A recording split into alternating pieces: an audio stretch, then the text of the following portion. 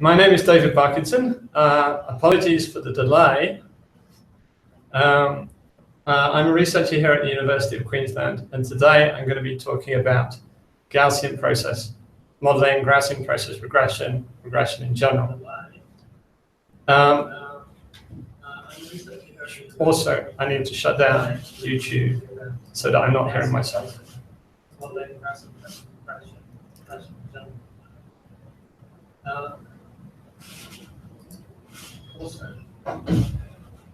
So what I will do now, apologies for not getting online at the appointed time, had some delays here.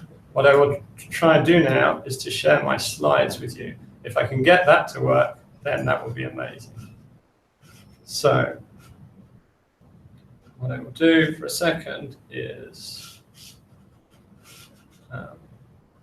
screen share, location, share my slides, and play. So this is my talk on Gaussian process modeling. There is a link at the bottom to my slides, which also includes an IPython notebook. I will refer to the IPython notebook when I show you how a lot of these things work. Generally, if you haven't used IPython, or Jupyter as it's now called, if you haven't used this before, this will take you through a lot of the figures that I've created here and a lot of the analysis that I've done here. So just to give you a basic outline of what I'm going to be talking, here's a picture of an old white European male, Carl Friedrich Gauss. So I'm going to be introducing this subject. I'm going to be talking briefly about parametric models, which a lot of you may be familiar with, in particular the idea of linear least squares I'm going to start with, and then go on to higher dimensional models. And then I'm going to start talking about regression, cubic spline, which most people should be familiar with, but also Gaussian process regression. Then I'm going to be talking about Gaussian process classification and how that works before I conclude. So here's the problem that you have. You have some data which has some independent variable. So we call this, here is the x-axis. We made some measurements of some dependent variable y for different values of the independent variable x, and we have some error bars. So these measurements could be anything. They could be a luminosity function where the x-axis is luminosity. It could be the Stoffel-Mason history where the x-axis is redshift. It's just that we made these measurements at different points on the independent variable, and then what we want to do is interpolate. We want to look at the region which isn't covered. So for example, here these red ellipses indicate areas where we just don't have coverage of the data for whatever reason. And of course, when we move outside of the allowed range, we move into the, so for example, for x around 0 or less than 0, or for x greater than 1, we're into the here be Dragon's regime, where we don't just have any kind of clue as to how the data will behave at all. So what we want to do is to be able to interpolate between the data points that we have, but also extrapolate beyond the data ranges that we're given. And we're doing this in the regime where we don't have a physical model, where all we have is a parameterized model of what's happening, but it has no physical basis in reality, as far as we understand it. Either we just don't know what the relationship between the dependent and independent variable should be, or else we can make a prediction, but it's far too computation intensive. We want to instead make some kind of guess, use the simplest possible model that we can then reassign in our analysis. So what do we do in this situation? So the simplest model, which hopefully most people will have seen, is the idea of linear least squares fitting. So we have some data points, and we have some error bars on those data points. And in the case where those errors are homoscedastic, that is, that the size of the error bar is independent of the data point, all the data points have the same error, there is a simple solution to this, and that solution is known as the linear least squares fitting. And we write this as a simple linear algebra system. So on the left-hand side, on the y-axis, we have data values, and on the right-hand side, we have the independent data variables in the set of basis functions. And we also have the matrix that contains the parameters that we're trying to estimate. So in a linear fit, the equation is just y equals mx. And so m represents the gradient, the slope of the line, and c is the intercept. So if I run this through, I get a Python package, etc. I get a linear least squares fit, and I don't quite recover the values of that I used to input this. Okay, so having gone this far, I will now go back. I will stop sharing so you can see my face again if this works. It seems to have worked. So then what I will try and do is try sharing my Google Hangout. Sorry, my IPython notebook. So give me 10 seconds because of course this is never going to work. So what this will be is this will just be a Python. This will just be a Python notebook that I will run.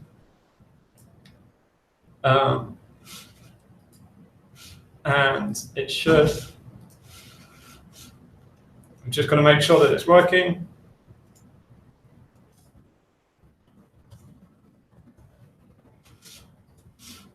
Of course. So I'll show you this now, if I can. Screen share. So what we see here, and I'll try and make this a bit wider, hopefully, so you'll be able to see what I'm talking about. So this is my IPython notebook for the processes of Gaussian process. So actually, I'm not going to use the classification one first. I'm going to use the regression one first, of course.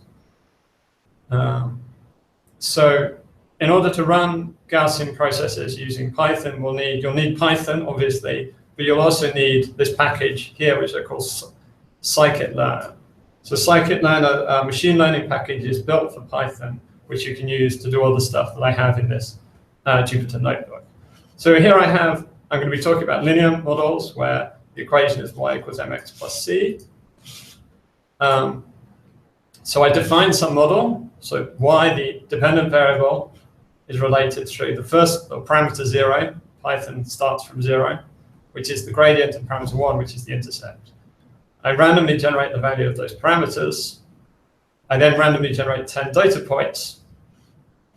I'll actually do this as we go, so you can see me running it. So we've loaded the libraries, we've defined our model, we've generated our data points. Sorry, we've generated our parameters, then we've generated our data points, and now we plot it. And here are my random data points. So they look kind of all over the place, but we know there's a linear relationship between them because we generated it. So we do ordinary linear least squares fitting. So here we have y equals some A matrix, which is our dependent variables, sorry, our independent variable in the basis function. And P is our parameters. So we set up that A matrix in Python, and then we use the linear least squares fitting approach, and we compare our input parameters to our output parameters, and we see that they're slightly different. In fact, in this case, they're not quite as different. They're different at like the third decimal place. If we had more than 10 data points, if we had 100 or 1,000, they would definitely match to more than that. So how does it compare? Well, we know that the parameters are going to be good, but we'll just plot the two models to compare. And we find that they lie on top of each other. There's meant to be a red line there as well. You can't see it. But basically, the agreement between the true model and the recovered model are very good. If we'd have had a slightly different model, we wouldn't have had as good agreement there. Unfortunately, my analysis has worked too well. So that's fine. That's linear least squares fitting. Everybody's done that. But now I want to talk about error propagation. So for error propagation, what I mean by this is I'm going to switch back to myself, and then I'm going to show you my slides again. So here are my slides. So I'll just quickly slip through the slides. What do I mean by error propagation? So what I mean is that the errors on the parameters, are not immediately manifest from the errors on the data points. So suppose that X represents redshift. We're looking back in time. We're looking at different galaxies or groups of galaxies, and we're making observations of some cosmological observable or even some other observable, like the star formation rate. We want this model, and we want to propagate the errors on this model forward to something else. So if we had a model of the star formation rate, and we do a linear least squares fit to that model, we want to propagate that new model, that linear least squares to the data points, into something like a model of the supernova rate. But we want the errors to propagate as well.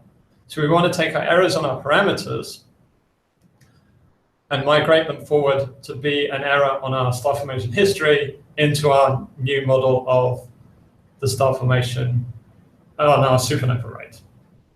And so what I've done here is I've estimated the parameter values, and I've then drawn from a Gaussian, a multivariate Gaussian that represents those parameter values, and I plotted them as a sort of family of good fits. All of those gray curves there represent fits which are still reasonable fits to the data. So any one of those is a linear least squares fit, which is almost as good as the best possible fit. So why would I do this? Why would I be interested in something that wasn't the best possible fit? It's exactly for the purpose of error propagation. I want to take my uncertainty in my data points and migrate it through into my uncertainty in the model. So if I go back to the IPython notebook,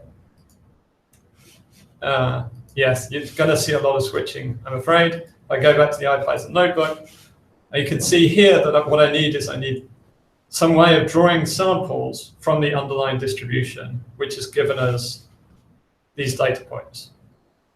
And so one way of doing this, I've just got some feedback from the universe beyond. I've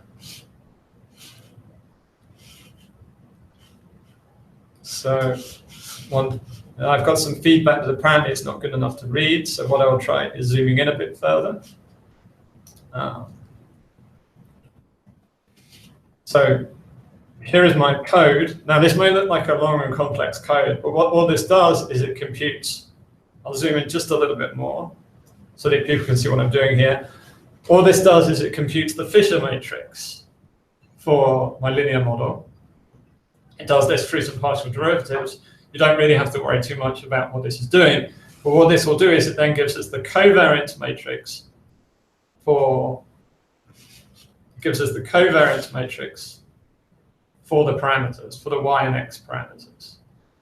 And so what it does is I give it the data, so I give it the x values and the sigmas. It produces a covariance matrix. And then I can draw from a multivariate Gaussian where sigma is the covariance matrix. And then mu here are the mean values. And the mean values are the best possible values from my linear least squares fit. So I now need to run these bits of the Python notebook. Computing the covariance matrix is changed slightly because I've generated new data and new parameters. And then I have a bunch of different fits. So these are all drawn from the multivariate Gaussian, and all of these fits are actually pretty good fits to the data as it stands. So this family of fits are all relatively good fits to the data, and they represent the underlying uncertainty on the parameter values.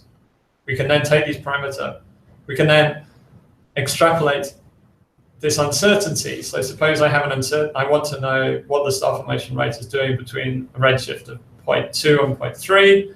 I don't have any data points there, but I've got my linear least squares fit, and I've got my allowed error range, which is given by this family of possible gray lines in this region. So I can take this median and this range forwards and propagate it forwards to my next model. Okay. I'm going to go back to my slides now.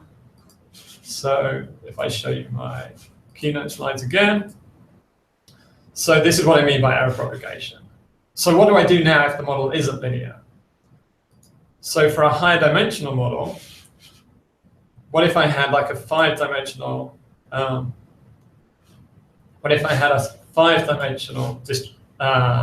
polynomial fit? So here it's y equals ax to the 4 plus bx cubed plus cx squared plus dx plus e. My input parameters here and my output parameters and my recovered parameters are very different. So what do I want to do? What do I do now if I want to do error propagation? Well, I can actually do the same set of things that I've done for the linear model. So back to my IPython notebook. So I have a higher dimensional model. So my model is now far more complex. It goes up to x to the 4. I once again draw my random parameters for the model and generate 10 random data points. And they look like this. So you see there are some quite large gaps. If you saw that data initially, you might not fit a 5-dimensional polynomial, a 5th-order polynomial to that. You might say, oh, that's kind of a linear relationship, maybe, or a quadratic. But in fact, maybe generated with a 5th-order polynomial. So but we can do the same principle again. It's just that our A matrix is now rather larger because we have to consider the values of x for all the different functions, for the basis, for all the different functions in the basis. And what we're after are these p-values. So here, the order is of order 5, so we'll end up with 5 values for the parameters. So if I use the polyfit, which is a package inside Python for doing nth order, or nth order, it should be, polynomial fits, how do the coefficients compare? Well, I can print them out. And as you can see, the true value of parameter 0 was 0.489, but the recovered value is 3.323. Parameter 4, which is just the intercept, we get fairly good agreement, but for some of these other parameters, especially the ones that cover the higher order coefficients, we're not getting such good agreement. So, but what does this mean then? We're not so interested in the parameter values, remember. What we're trying to do is to interpolate and extrapolate outside of the data ranges. So how does the recovered function compare against the data and the input function? So here it is. So what you can see is there is good agreement where the data points are, but down for very low values of x when it's going towards 0, or for very large values of x, the recovered model, which is in red, and the true model, which is in blue, are starting to diverge slightly.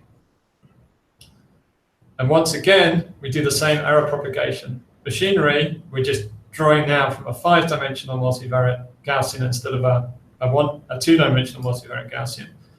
But fortunately, Python again comes to our rescue. It can estimate the covariance matrix. Here's the new covariance matrix. And here's the new error budget. So what we can see is that we have our 10 data points, and our family of allowed curves fits to the data, and it fits to the curves very well. But then when we move outside of the ranges covered by the data, we see it diverges quite a lot. Up here at x equals 1, it's already seems to be more than 1 sigma away from the true model.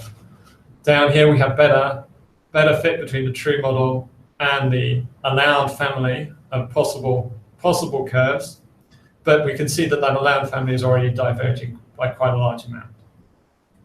So this is how you might do error analysis and error extrapolation between data points for simple parametric models.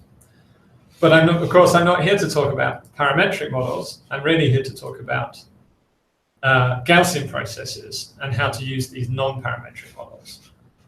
So returning to my slides again, we now go to what are called non-parametric models. So here we don't have an underlying set of basis functions. Instead, what we're trying to do is we're trying to expand the model, the underlying model, as the number of data points expand. In fact, I feel that the term non-parametric model is somewhat of a misnomer. Really what they mean is infinite parametric model. A good example of this is cubic spline. So cubic spline, which we all know, models each section between each data points as a cubic. So cubic, so y equals ax cubed plus bx squared plus cx plus d. So we have 4 parameters for each section of curve, not the entire curve, just the section between each red point.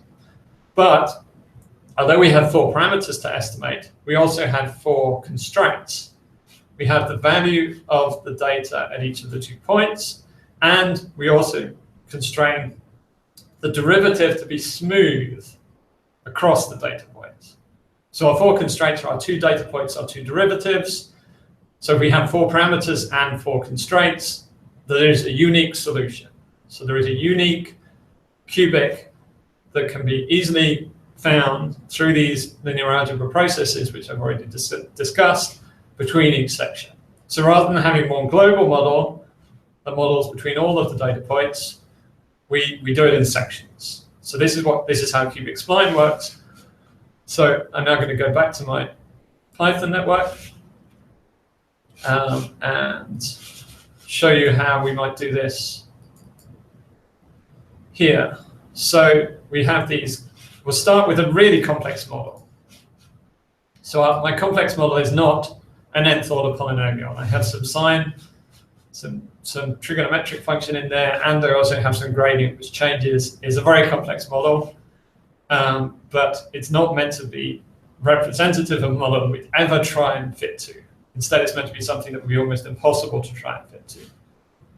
So what we do is I initialize that with 10 random parameters. Oh, it doesn't like it because I didn't initialize the model. So first I need to initialize the model.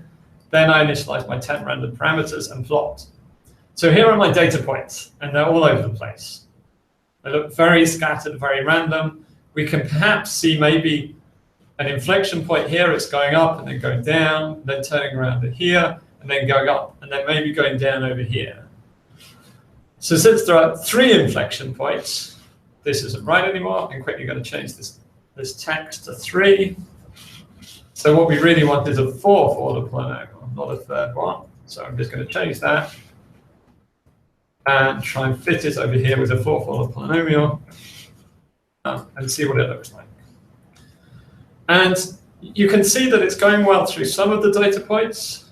It's missing others by quite a bit. It's in fact very difficult to tell because the y-axis has really gone off the reservation there a bit. So I'm just going to change the y limits to be between, say, -3 and 3.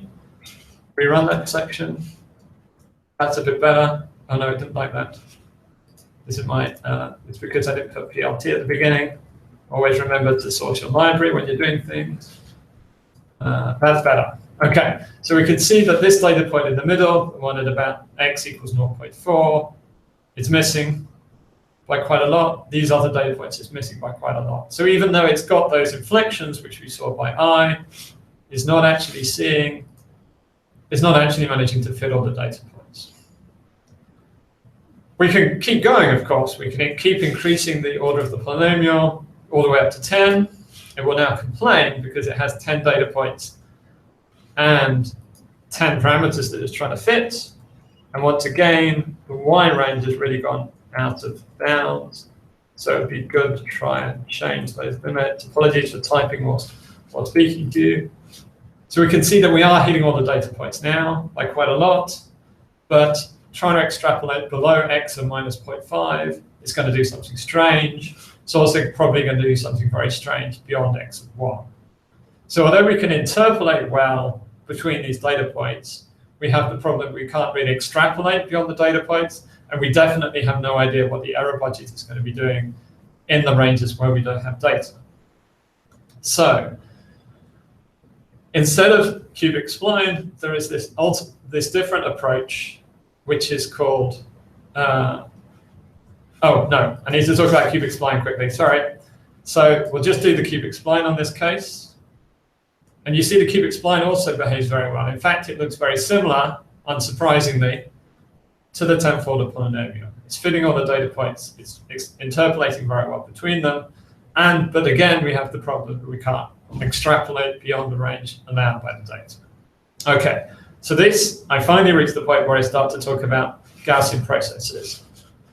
So I'm going to go back to my slides. You get to see my face very briefly every so often. It's probably enough to put you off continuing to watch. So I talked about my model where I have these data points. I have my 3rd order polynomial fit there. doesn't look great in terms of the data. Instead, we want this Kriging process. You may have heard of Kriging. Kriging and Gaussian processes are the same. So we don't want the answer now. We need to forget about trying to get unique values for y for the dependent variable in terms of the x value. Instead, we want to think about the distribution. So for any particular value of x, our independent variable, for any particular value of x, we want a distribution on y. And we're starting with the prior that it's a Gaussian.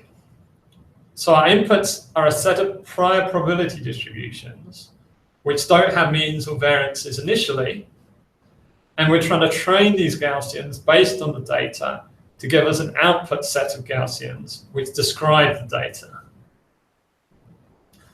I may have lost you there, so if we just think about it in terms of our lineage or algebra system, before we had a discrete and finite set of parametric functions.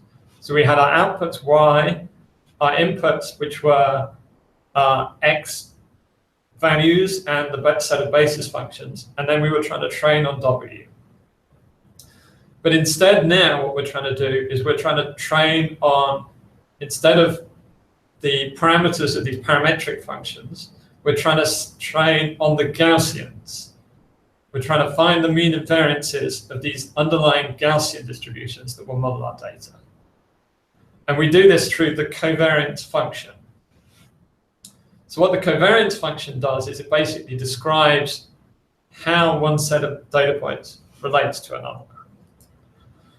So here's an example. I'll go back and I'll do it in Python in a second.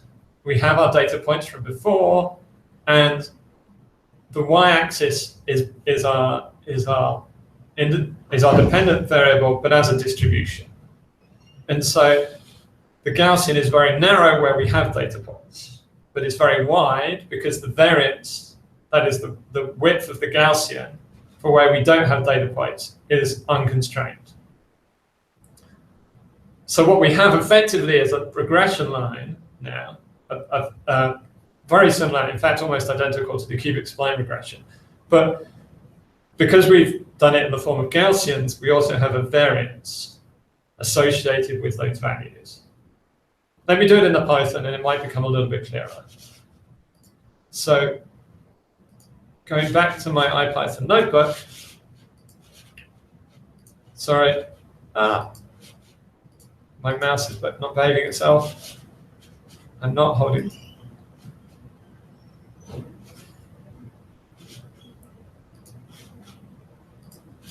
Share the Gaussian processes.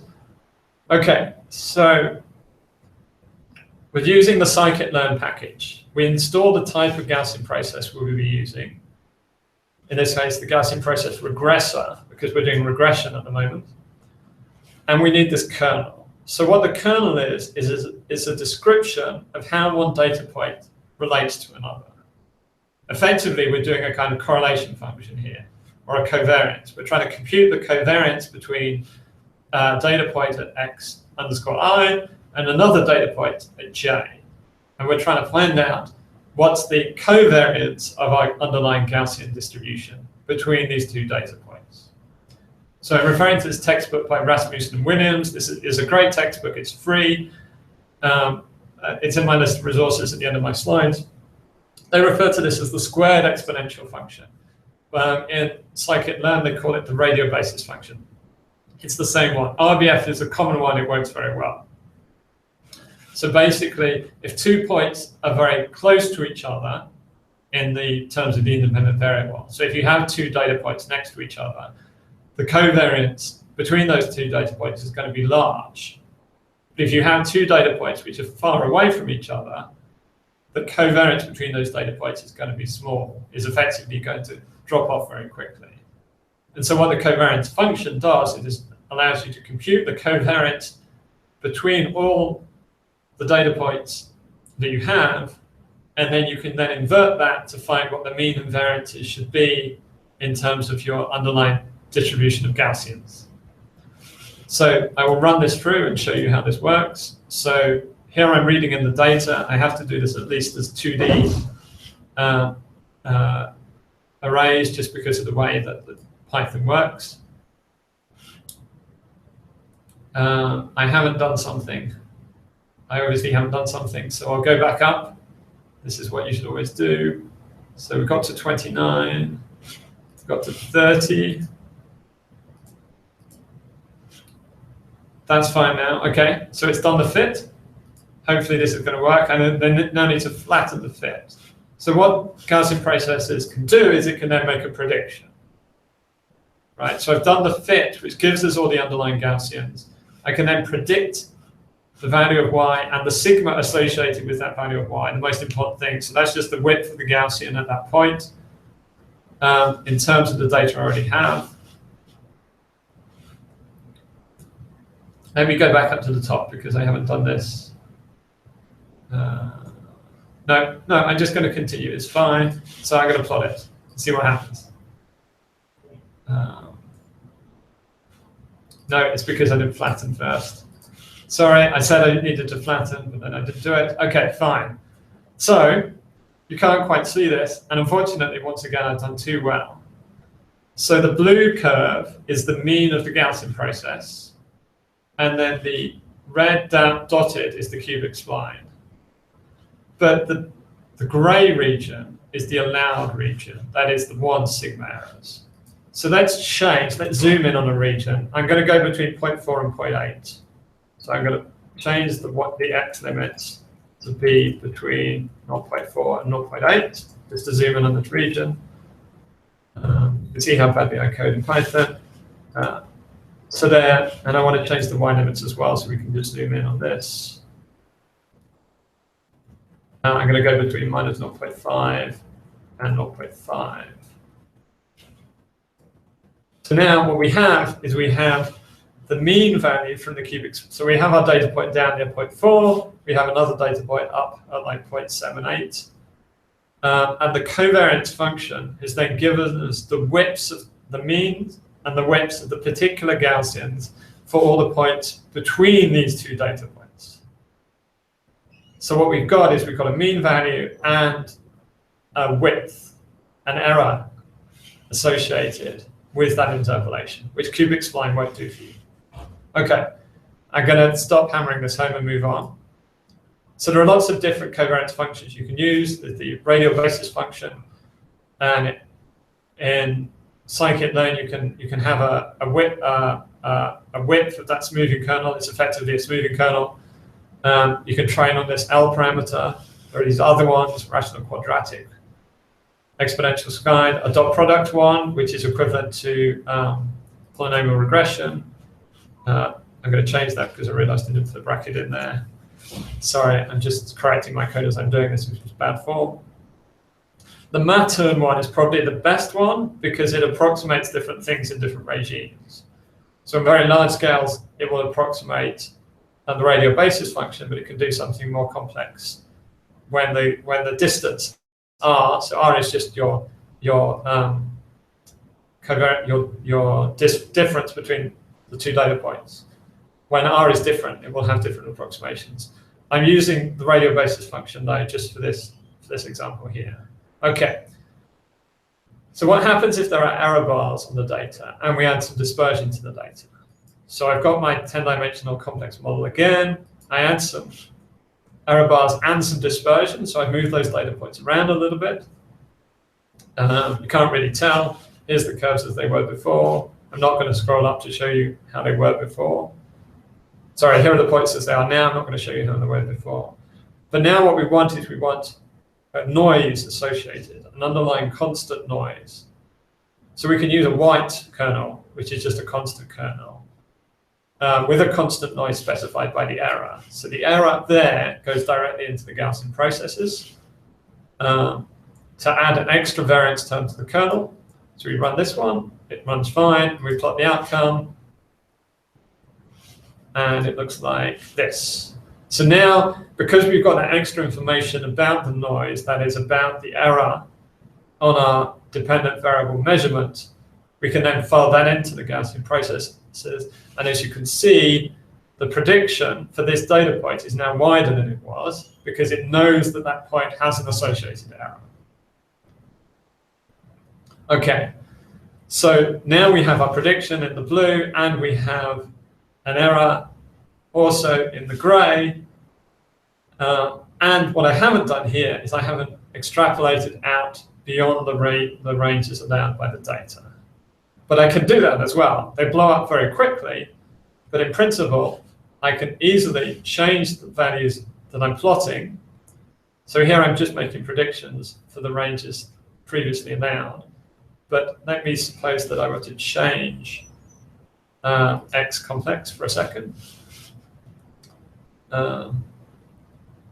So let's go that we'll do X complex to be between -1 and 1, -1, 1, and that's 0.01. And then we do Y complex. We'll do the model, which is model complex. I can't remember what I called it, but it's model complex, X complex. Sorry, I'm going to have to check my Python up ahead to remember what I called it. It's just called model complex. Of course, it's just called model complex. Yes. So if I go back down to where I was, here I am. So and params, and I also need a prediction.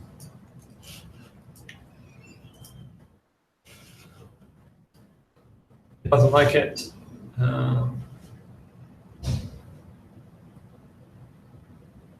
It doesn't like it possibly because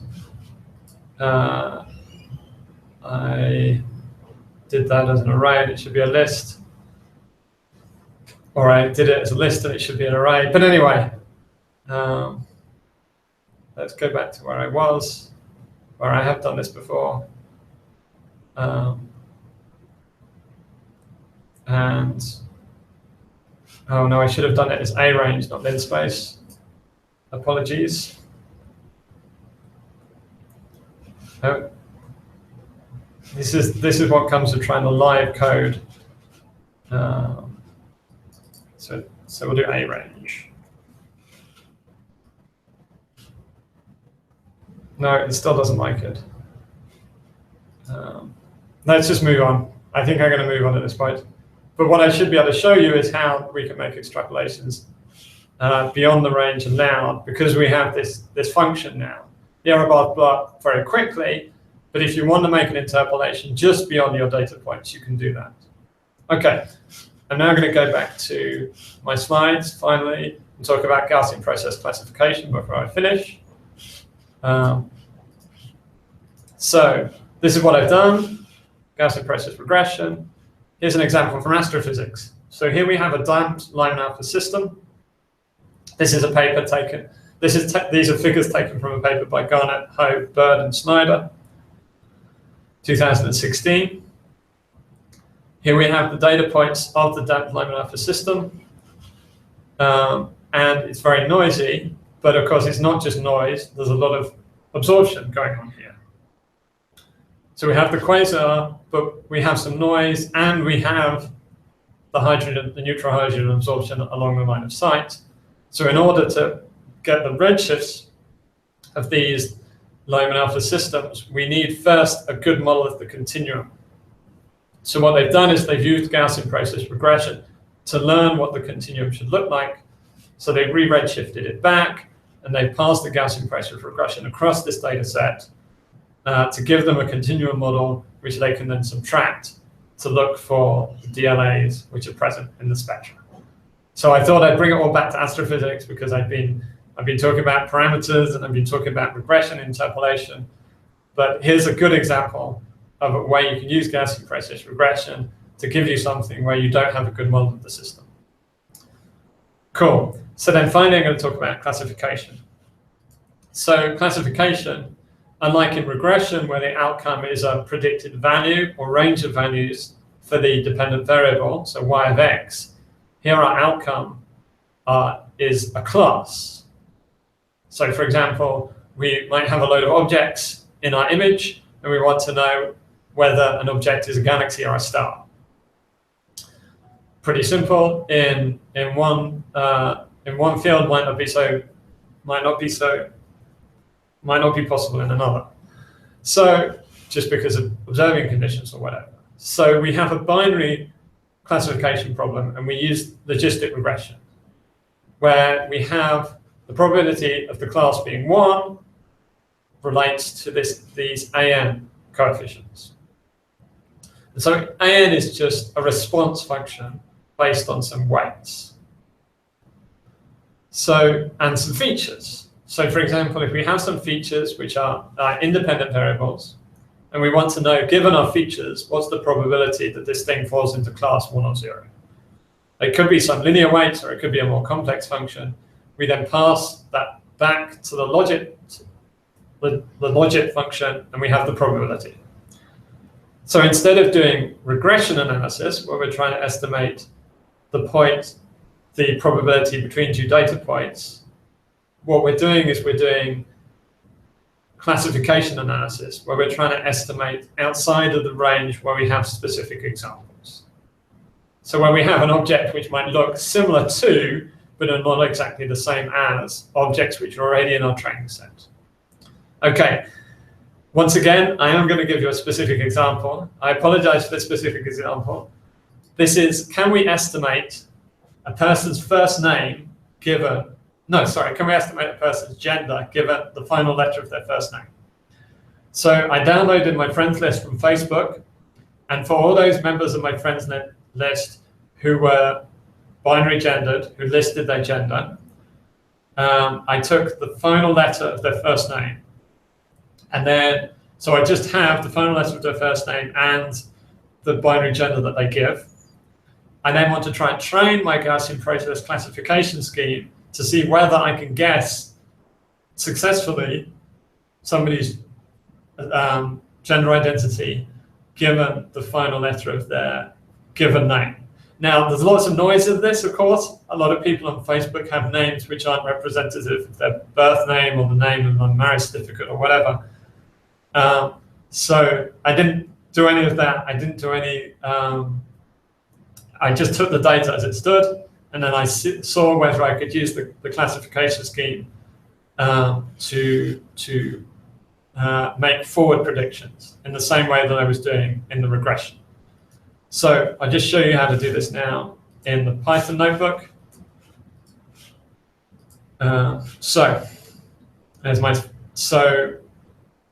I read in the data, this is just anonymized data. So unless you happen to know, unless you happen to be friends with me on Facebook and you can go through my Facebook friends list and go, oh, that L corresponded to that person, or that F belonged to Jeff or something, then you would have no idea who any of these people are based solely on their self-assigned gender identity and the final letter of their first name on Facebook.